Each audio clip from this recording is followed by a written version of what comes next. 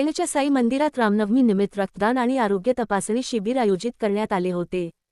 यानिमित्त साई सेवक आध्यात्मिक सामाजिक संस्थेकडून पालखी सोहळ्याचे आयोजनही करण्यात आले आहे।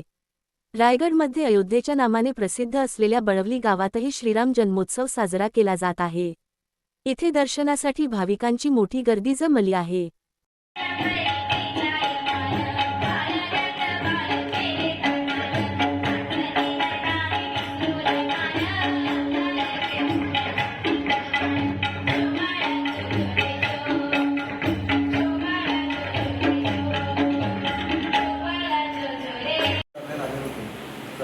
आज सकाळी बाबांची काकडारती झाली, त्यानंतर साईचरित्र पारायण सामूहिक पारायण झालं आणि साईसेवक आणि आम्ही वेळे भूकंप ट्रस्ट यांच्या वतीने संयुक्ताने रक्तदान शिबिराचं आयोजन करण्यात आलं होतं। त्या रक्तदान शिबिराला जवळजवळ 80 रक्तदात्यांनी आम्हाला रक्तदानी सहकार्य केलं। आम्ही त्यांना धन्यवाद देतो।